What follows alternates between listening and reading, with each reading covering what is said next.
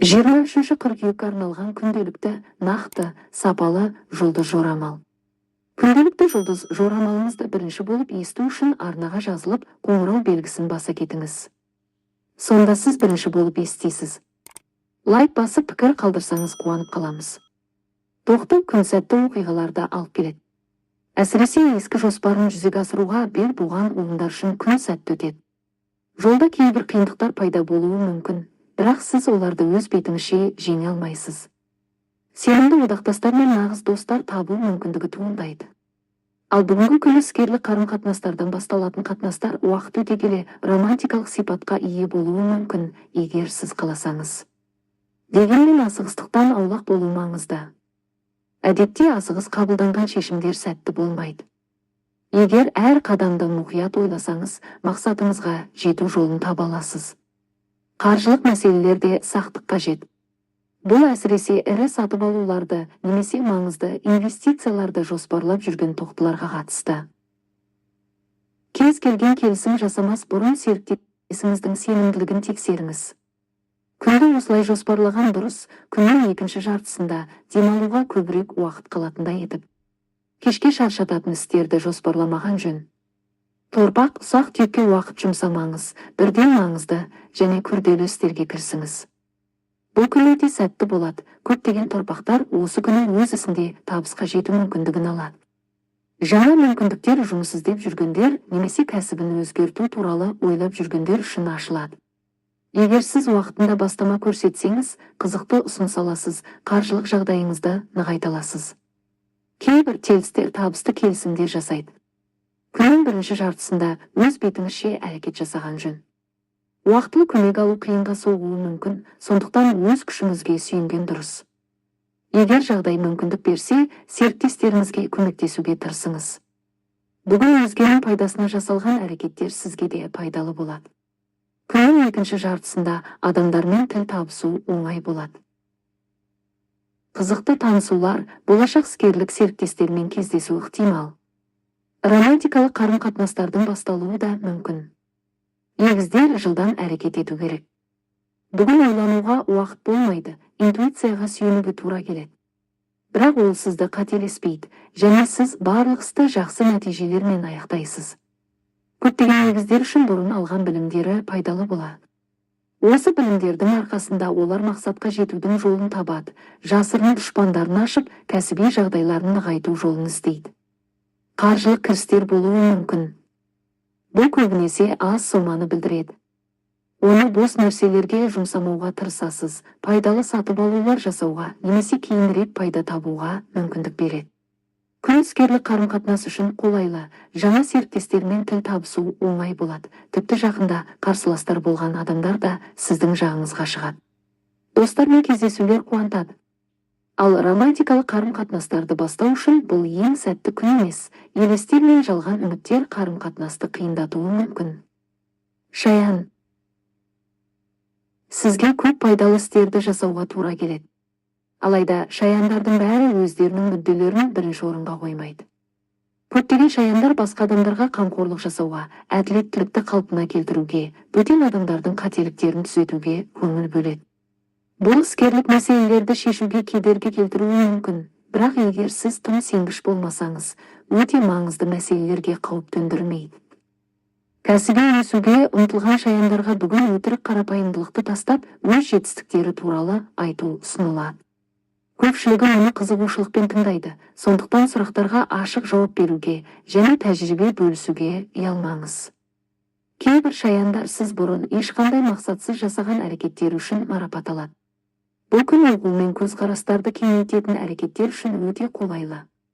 Семинарлар, мастер-класстар және басқа да ұқсас шаралар арқылы өз мүдделеріңіз бен өмірге деген көзқарасыңызды бөлісетін адамдармен танысуға болады. Достық қарым-қатынастардан басталатын байланыстар кейін романға айналуы мүмкін.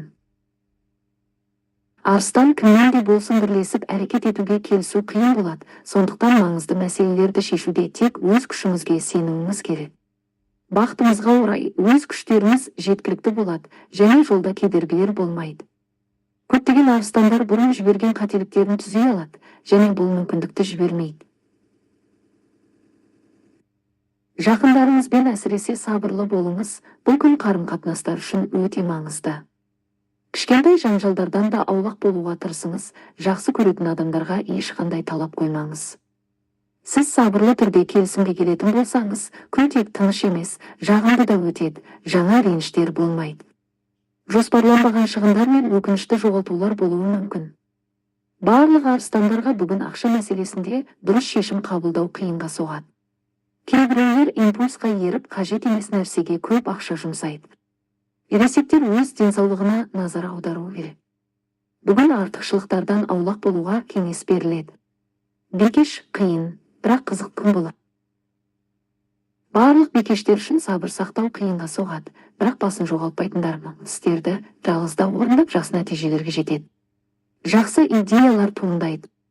Әрине, оларды іске асыруда өзіңізге жүктеуге тура келеді, бірақ кейінірек көмекшілер табылып, қолдау көрсетеді. Полезные знакомства и перспективные встречи с людьми, чей опыт и знания могут быть полезными для вас. Өзгелердің ісіне тек шын мәнінде қажет кезде араласқан жөн. Бүгін ұзақ мерзімді жоспарлар құруға жақсы уақыт, соның ішінде қаржылық.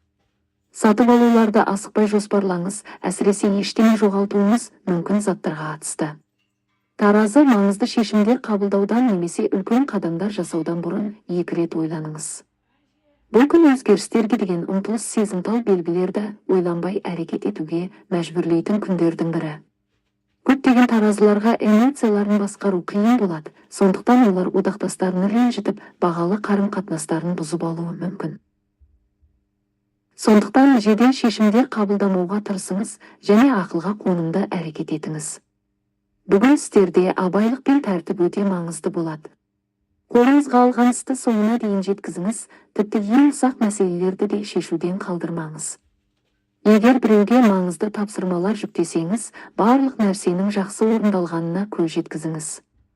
Қаржылық мәселелерді шешуге жақсы күн. Бүгін сіз негізсіз тәуекелдерге бармайсыз, сақтық танытып, қажетсіз шығындардан сақтанасыз.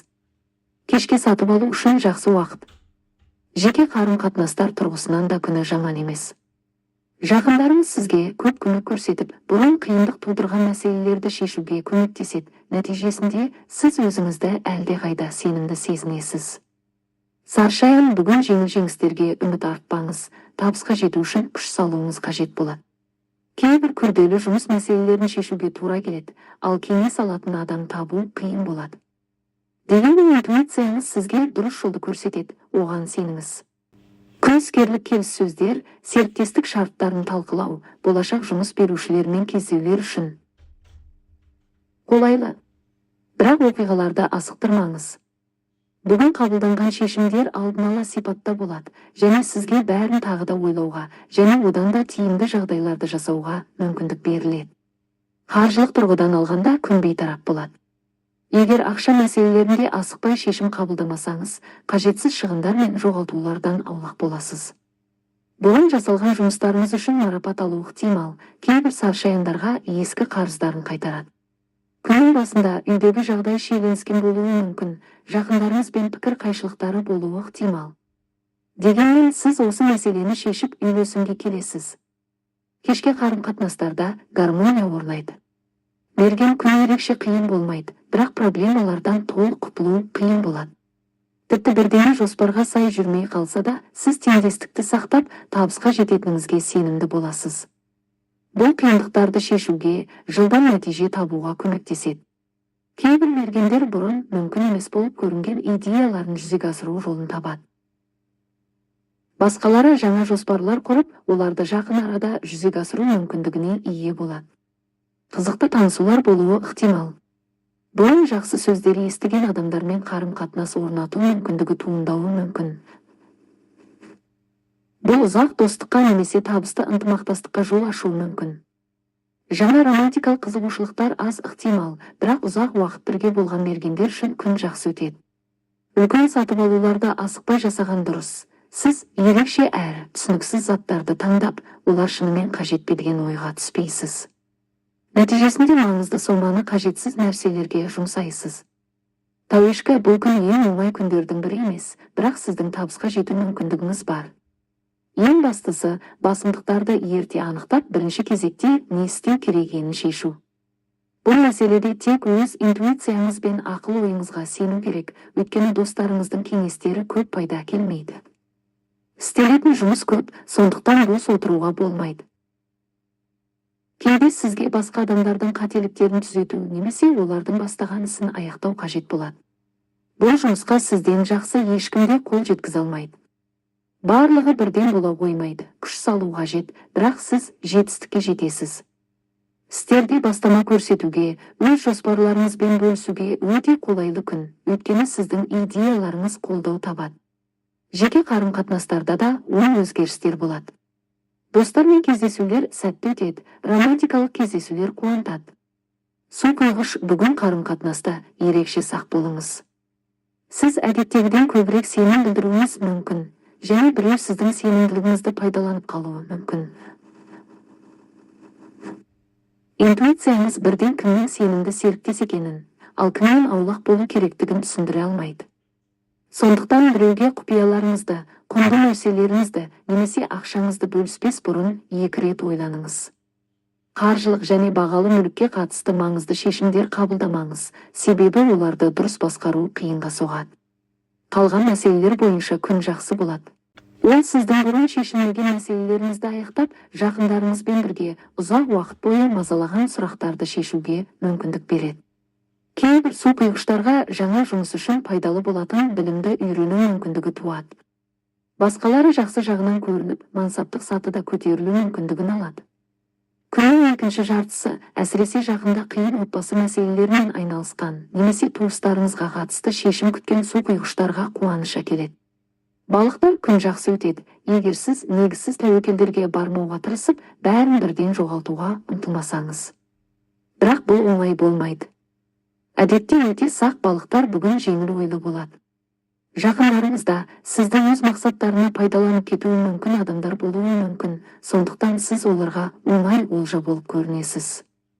Сенімді серіктестер мен ескі достарыңыз қателіктерден сақтайды, жақсы кеңестерді тыңдаңыз. Сатып алуларды асықпай жасаңыз. Сізде бірнеше нұсқаны салыстырып, ең жақсысын таңдау үшін уақыт болады, сонда ақшаңызды босқа жұмсағаныңызға өкінбейсіз. Ал егер сатып алуда уақытша ұмтылысқа немесе еш ойланбай жасасаңыз, ол сәтсіз болады. Өзіңізге жақын адамдарға, әсіресе сүйікті адамыңызға ерекше шыдамды және нәзік болуға тырысыңыз. Ол сіздің сыни ескертпелеріңізге өте сезімтал болады, әзілдеріңізге ренжиді.